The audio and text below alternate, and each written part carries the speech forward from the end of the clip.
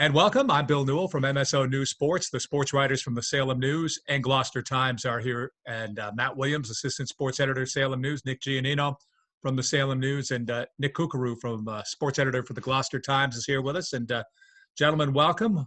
Phil Stacey may be joining us in a few minutes. We'll see what happens. Or other people might surprise. It's not really a Zoom bomb when they've been invited, but they could join us here. You never know what's going to happen this week. Absolutely. Love it. Well, what do you guys think's the big story this week locally in sports, as in nothing, right? Right. Yeah. I don't know, Will, you got anything on tap? Nothing really going on in the local sports scene in terms of competition yet, but we got some nice, I guess, human interest stuff going on, right? Yeah, they're starting up. I mean, I think permitting is going on for small groups. Kids, I think they're targeting age groups 9 to 18, and you can only be together in groups of 10 or fewer. So, they're starting to get some baseball practice in, some softball practice down in Salem at Mac Park. The other day I saw some kids out there having batting practice and stuff. So, it's slow but sure, right? And, games are not allowed until phase 3, no matter what. That's been very adamant in all the literature they've sent out. Not really sure, why that matters. I mean, if it's, you get a group of less than 10 kids having batting practice or running the bases as a quote unquote scrimmage, somehow that's going to set off the public health apparatus if you call it a scrimmage. I'm not really sure why, but that's been a point of emphasis for everyone. I had to kind of laugh a little bit. Please, we're not allowed to scrimmage. Like, okay, maybe the invisible men that Nick Kukuru and I used when we were kids and you couldn't get enough people to do the base running will make a comeback here. I remember. I did that. Yeah, a little wiffle ball action. Don't have enough runners. Got to go up and hit. So you say, "Oh, invisible man." I love that. We had ghost runners. We had ghost runners, guys. We had ghost runners. We called them invisible men, not ghosts. I guess it was like a ghost. Didn't want to insult the ghosts, so we it was a term for them. The ghost lobby has been very strong in the last several decades here. Yeah, since I was younger. Yeah. Now, Willie, did you saw some teams practicing or some kids practicing? You said on a local field. Sure. Yeah, and are they wearing masks? I'm just curious about that. Or there were a couple. I've seen both. I've seen masked people. I've seen unmasked. I mean, depends, I guess, on how far apart they are. Right. Right. I've seen pictures of both. Yeah, I know the basketball hoops are back open too, obviously. I've seen a lot of pickup going on. Nothing serious, I don't think, but at least kids are be able to get out there and mess around a little bit on the courts. I know playgrounds are open too, so you can go to the swing sets and stuff and jungle gyms and stuff like that, Nick. Yeah. What's happening in Gloucester, Nick? Same as everywhere else. I've been seeing, it's been nice to see some people around, but I know, Newell Stadium's still locked up, so not too many organized activities, but I mean, it's great to see, kids out playing. It's a start of something at least. I hope we'll get some games in before the summer. Well, I thought maybe we could just talk. We talked last week about the fall and fall sports and what it meant. And I know I just want to draw upon a story that was actually on the front page of the Salem News, probably on the Gloucester Times as well on Thursday. And that was by the State House reporter, Christian Wade, who had talked to the Commissioner of Education, Jeff Riley, which would be K through 12 education. And he's saying right now their guidance is class sizes of 10 or less. Now, for all the schools in our area, all the public schools, I don't know too many classes that are 10 or less, to be quite honest with you. And that's for spacing purposes. So, I don't know what that means. So let's say they're able to pull it off with somehow or other creative scheduling, kids going every other day or something along those lines. Just throwing that out there. I have no idea. But how does that translate onto the athletic field? Because in the fall you have football, which is you're lining up side by side. I mean, you would love to have, if you're playing defense, have the offensive line 6 feet apart from one another, but that's not the way it's going to be. So I don't know what happens with football with those kinds of, if those kinds of guidelines are in place in the classroom. I can't imagine them being able to change them on the field. Yeah, I think a lot of people kind of tend to think that playing sports is synonymous with going back to school. But I don't think that's necessarily true. I think if they are able to organize something and be able to get the kids safely back into the classroom, whether it's, with 10 kid classrooms or what, that doesn't mean they're going to be able to play sports. So I don't think they really tie together.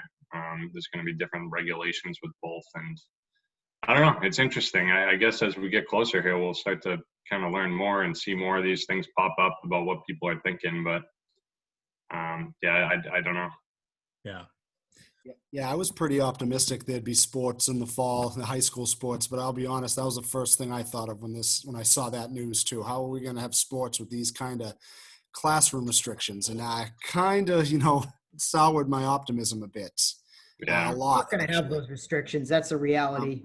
They're not going to do it. I mean, they can't. How are you going to, what are you going to double the amount of teachers when you have no tax money coming in? I mean, all of us that, if the newspaper thing doesn't work out, I guess we can go be teachers because, every class has 20 kids in it. You're going to cut it to 10. You're going to need extra teachers, right? You're going to double your workforce when you're already worried about budget cuts because the state aid's going to get cut because there's no tax money. Doesn't add up. Doesn't make any sense. So they're either not going to do these restrictions or they're not going to go back to school at all. To me, those are the two choices. These restrictions, it's nice to throw it at the wall right now, but I mean, just like the 112 game Major League Baseball season, it's not going to happen just because they're talking about it. Plus, for you newspaper guys, all the policemen are going to become teachers as well now. You know what I mean? I think they banned. I don't think that's allowed. We probably shouldn't get into that, but I don't know if that's allowed. But what if they're a coach with so many policemen or coaches and great ones? Are they allowed on campus? Some of these places that want to ban the police from school, if he's a coach, is that okay? If we consider that, I don't know. But, I guess that'll be on change.org for a petition next week. Well, I just threw some fire out and just see if it mattered with you throw the match on it or whatever. I try not. You did well. You did well. Myself in trouble. I don't want to be canceled or anything. But I mean, the one thing I will say is if you have to socially distance football, you try to put the offensive linemen 6 feet apart. I mean, coaches often yell at their running backs, "How'd you miss that hole? It's the size of Alaska." And, usually it's a really tiny hole. But in this case, if the linemen have to stand so far apart, I guess the coaches would have a point, if you manage to not run through that giant hole between the guard and the tackle. I just had an idea. What about, you've heard of 7-on-7 football in the summer, right? The leagues, passing leagues or whatever. What if they went to 5-on-5, or I don't know if there's a small country, Canada, maybe they can play, recreate football a little bit with a wide open field and maybe just have 5 players aside. And that way you have pretty good spacing and maybe you don't tackle, but like you have flag football. There must be other technology we could use. There's places in Maine where they have that. I think it's like 8-on-8 or 7-on-7 or something like that because they don't have enough kids. The schools are so small and the participation numbers are so terrible. There used to be a couple colleges that had that. I think Franklin Pierce had it, and Navy might even have a team. It's like very unofficial, but it's supposed to be safer and less concussions and things of that nature. So, I mean, I guess that's a possibility. I don't know. I mean, I saw one school tweeted out that there will be voluntary 7-on-7 workouts, starting next month. So, I don't know how you can socially distance a,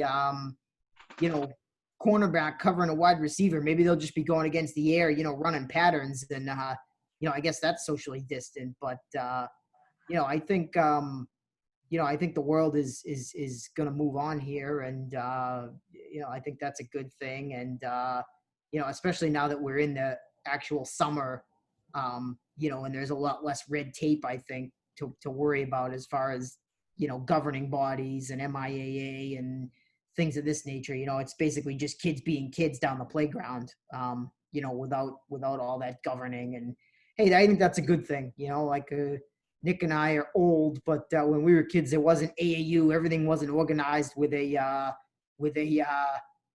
umpire and a uniform. Like, we just kind of showed up down the park and made our own rules. So if kids get back to doing that because of this distancing, maybe that's a good thing.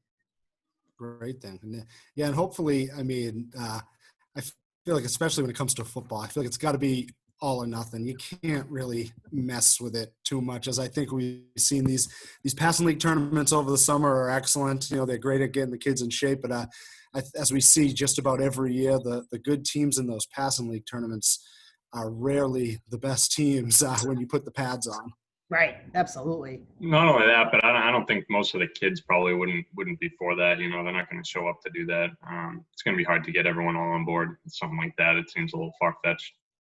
I mean, I'll throw it out there because the Super 8 was supposed to start yesterday. I mean, if they decide they can't do football because it's too dangerous, let's make baseball a fall sport then. You know, why not? I mean, have baseball instead. Do something for these kids. I don't know.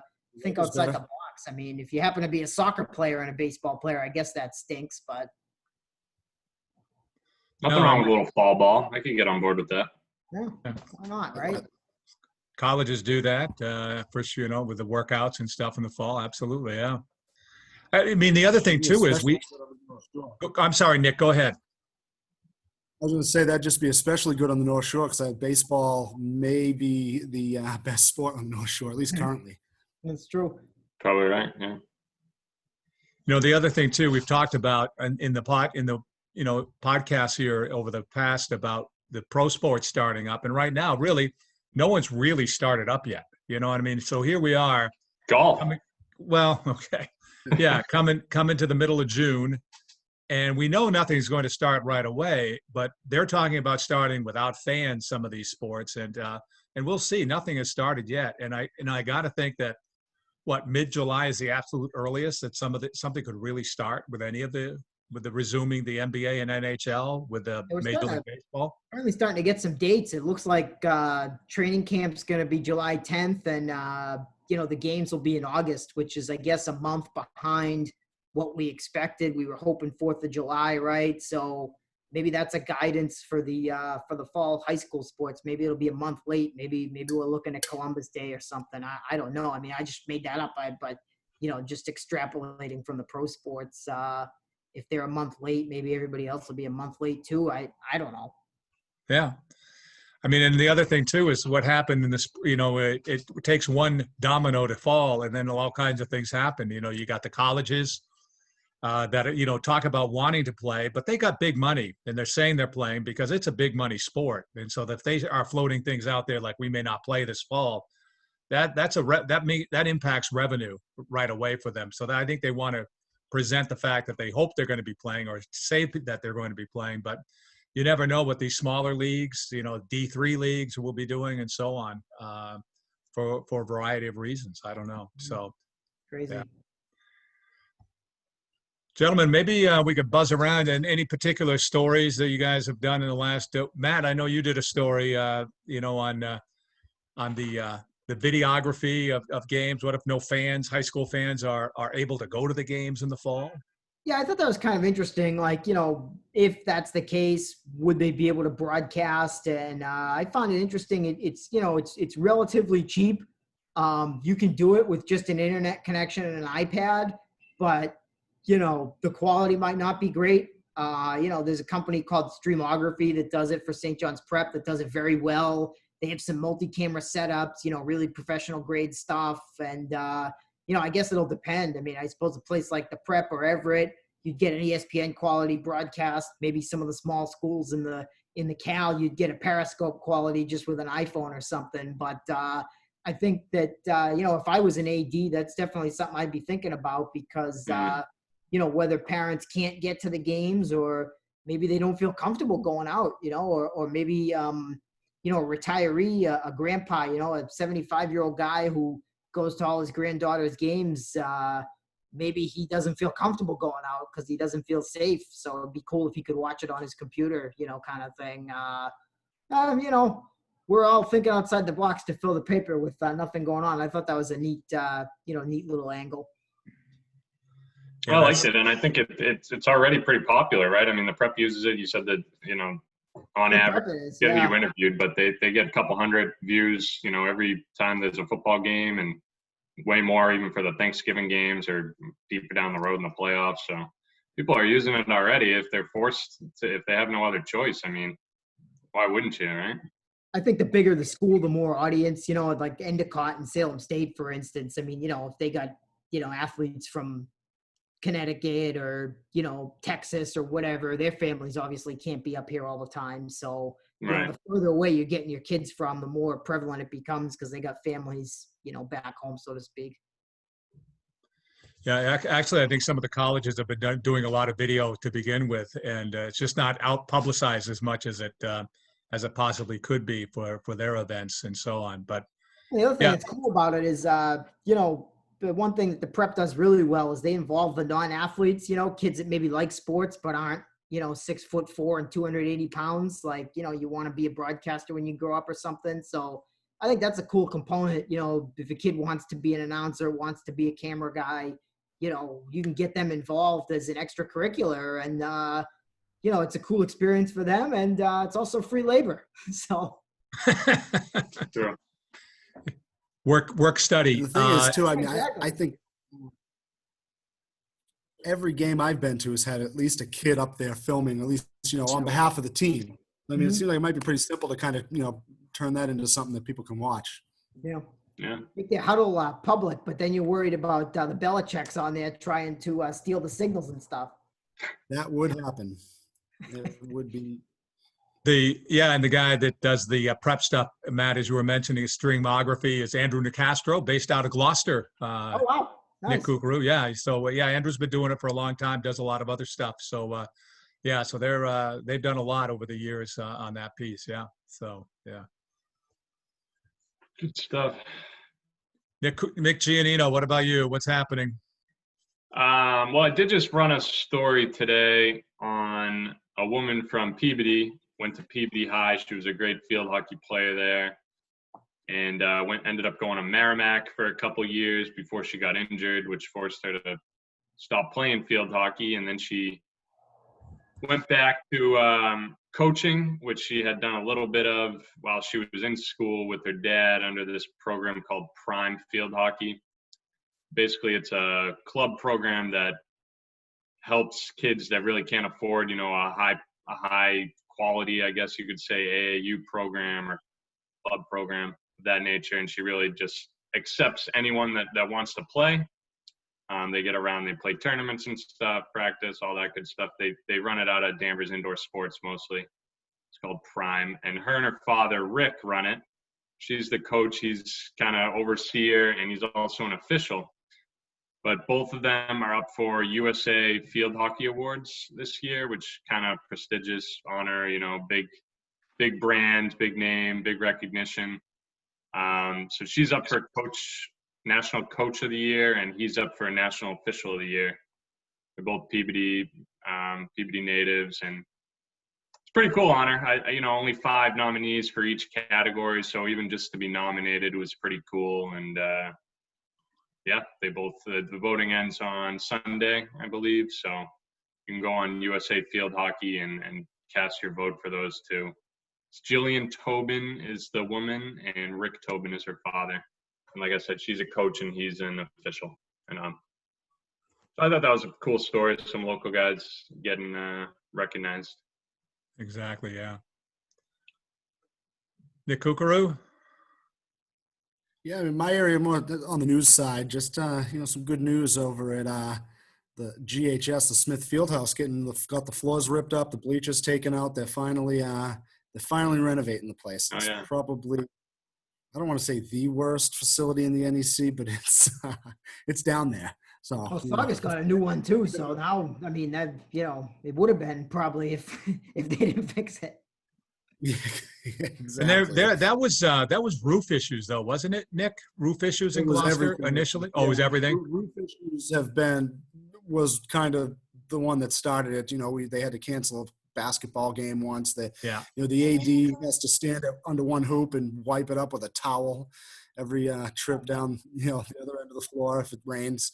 But that the track, they haven't had a home track meet indoors since 2015. So Wow. it's been a while since they've been able to compete there because the track just has dead spots on it. Apparently there was a big, the floor was not installed very well when it was first installed about 25 years ago, back in '96. And those holes kind of popped up pretty quickly, and they haven't been able to use them.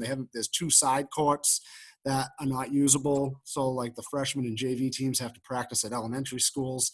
So it kind of turned into a real mess. And now, it's finally, moving in the right direction. It's going to be fixed. Cool. Very nice.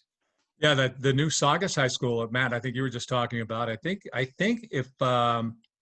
if school had been in, they'd be in that new building right now. I think they were going to move or change in April vacation or something like that. So I guess it's pretty much all set to go whenever they do go back to school, I guess, at some I think point. that's right. I saw some photos of the gym on social media. It looks great, as most new places do, with pristine, nice colors. I mean, it'd be a fun place to play when we get back in there eventually. We only have a couple minutes left, but you know what? I was just thinking, we look at football so much in the fall, but, and usually there are some coaching changes, in the fall on the North Shore. I can't think of a coaching change really, from last year to this year. You know what I'm saying? I may be wrong on that, but, we had some we've had new coaches last few years here and there, but I'm just throwing that out there. I don't know. I can't think of any off the top of my head. Definitely not for football, right? Yeah, that's what I'm just saying football. I'm not talking about other sports. Yeah, I'm just thinking football here. Yeah. And, not the head men. No new faces. Yeah. Yeah, I know some assistants have shuffled around, but that happens, Yeah. I think for our schools proper, I think it's going to be all the same guys. Yeah. I think so too. Yeah. I mean, it's all the same guy. I mean, Masco is going to a new league, but it's still Gavin Monagle at football coach at Masconomet for the fall. Yeah. So, So, well, gentlemen, we can stop here if you'd like, unless there's some other parting shot you'd like to share with us, whether it be on basketball, hockey, baseball, football, Tom Brady, Gronkowski, whatever. Send us your championship rings. Oh, yeah. We're going to do a project with it eventually. We haven't decided exactly what it's going to look like, but so far the response has been overwhelming. I got rings from all over the place. I think 10 different high schools plus a bunch of colleges and things like that. So we originally thought maybe it'd be like the logo challenge last year where we bracket them and let people vote for their favorite, but there's so many now that maybe there'll be a second component or something like that. But I thought it was really interesting with different designs, and I like to look at them and see which one I like best. And, if there's any symbolism, right, the Patriots with the 28-3 gems or whatever they did for their symbolism. So I always found the individual designs of the different rings to be cool. So, either email or through Twitter, you can send them to me or Phil or Nick or, the main Salem News account. But for July and August, we're looking forward to doing something cool with these rings. We're not sure what yet, but it'll be cool. So you're just asking for a photo of the ring, or people to send the actual ring to you? No, just a photo. We will not put it up on eBay. We'll take the rings if you're offering, but photo will do just fine. Yeah, exactly. I didn't know where you're going with that, but I get.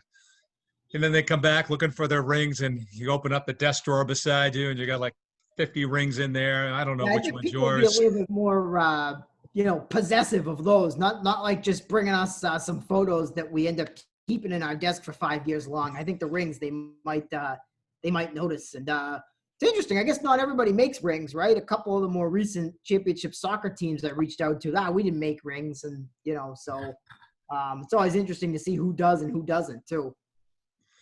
We should have rings for this. So possessive over those because one night over behind the Gloucester Times office, a little wooded area behind the Gloucester Times office, I found 3 Gloucester High School state championship football rings. The players will not be named, but their names were on them, and they were right behind a parking lot, kind of in a little wooded area. I don't know what was going on in that wooded area that made them lose their rings, but there were 3 of them there. Oh my goodness, that's funny. I wonder if there's a story on how they got found too out there in that wooded area. But all right. On that note, gentlemen, thank you. We'll check back again soon. Thanks for joining us.